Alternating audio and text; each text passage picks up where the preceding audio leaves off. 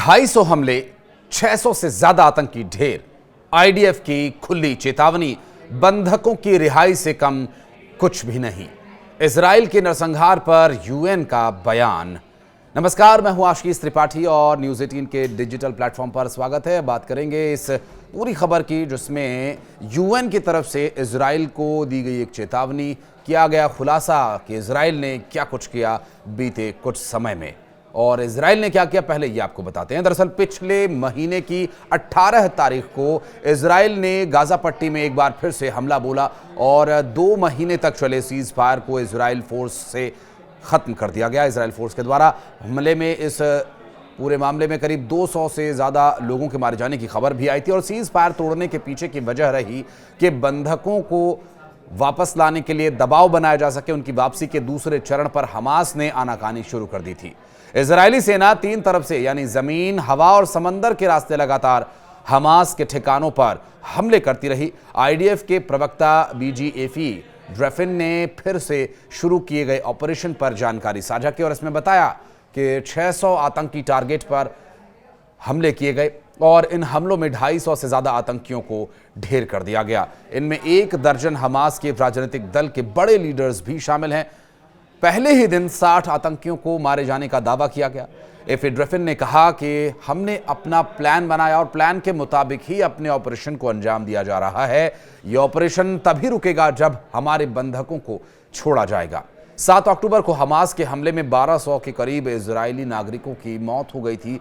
251 लोगों को हमास ने बंधक बनाकर अपने साथ गाजा पट्टी ले जाकर बंधक बनाया और अब भी 59 बंधक हमास के कब्जे में हैं। बंधकों की रिहाई को लेकर ही हमास के साथ सीज फायर हुआ था और सीज फायर टूटा भी इस बात को लेकर। पहले चरण में हमास ने 33 बंधकों को छोड़ा। उसके बाद बदले में इजराइल ने 1900 फलस्तीनी कैदियों को रिहा किया।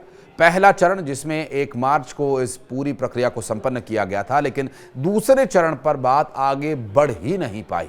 हमास ने बातचीत में अपनी नई डिमांड रखी। दूसरे चरण में हमास ये चाहता था कि जब तक पूरी इजरायली सेना गाजा से वापस जाना शुरू न कर दे तब तक एक भी बंधक को नहीं छोड़ेंगे। हमास के हमले के बाद कई जांच कमेटियों का गठन किया गया। हर पहलू पर जांच कर उसकी रिपोर्ट को साझा किया गया। इजराइल की मीडिया के मुताबिक नोवा म्यूजिकल फेस्टिवल को आईडीएफ ने मंजूरी दी थी, लेकिन इस बारे में गाजा इजराइल बॉर्डर पर तैनात सैनिकों को जानकारी नहीं दी गई थी। 7 अक्टूबर को 100 हमास के आतंकियों ने नोवा पार्टी में जमकर कत्लेआम मचाया था और मिलिट्री जांच रिपोर्ट के मुताबिक उस पार्टी में 3000 लोग मौजूद थे, जिसमें 400 स्टाफ, 75 निहत्थे सुरक्षा कर्मचारी शामिल थे। इनमें से 344 आम नागरिक और 34 सुरक्षा कर्मचारियों को मार दिया गया था, जबकि 44 को अगवा कर गाजा ले जाया गया था।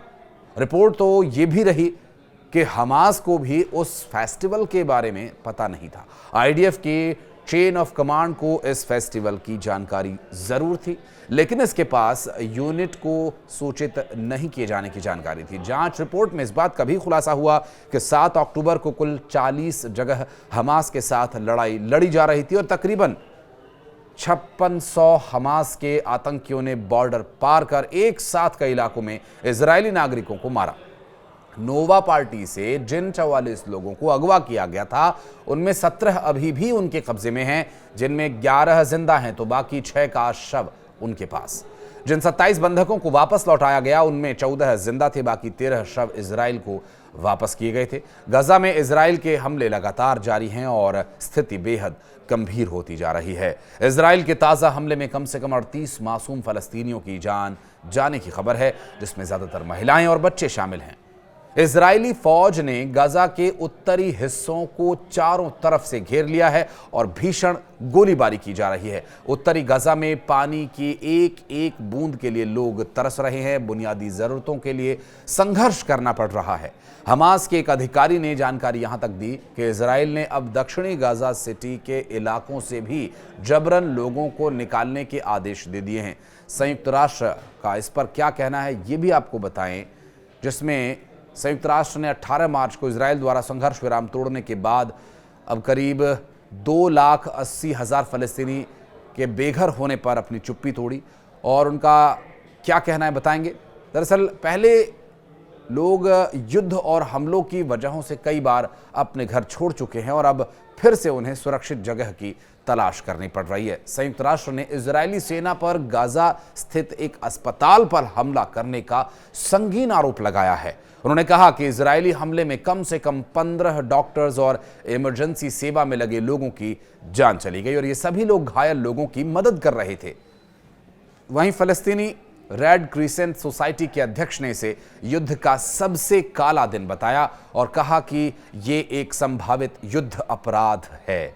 घायल लोगों की मदद करने वाले मेडिकल स्टाफ को मारना अंतर्राष्ट्रीय मानवाधिकार कानूनों का उल्लंघन है। गाजा में स्वास्थ्य व्यवस्था पहले से ही चरमरा चुकी है। अस्पतालों में दवाइयों की भारी किल्लत है। घायलों का इलाज करना मुश्किल हो रहा है। इसके अलावा बिजली और ईंधन की कमी की वजह से जीवन जीना भी काफी मुश्किल हो चला है। जो लोग किसी तरह से बच गए, उन्हें भोजन, पानी और दवाइयों के लिए भी संघर्ष करना पड़ रहा है। मानवाधिकार संगठनों और संयुक्त राष्ट्र ने इजराइल से अपील की है कि वो आम नागरिकों, खासकर महिलाओं और बच्चों और साथ ही स्वास्थ्य कर्मचारियों को निशाना बनाना बंद कर दे। अंतर्राष्ट्रीय समुदाय से भी मांग की जा रही है कि वो फौरन हस्तक्षेप करें और इस हिंसा को रोकें।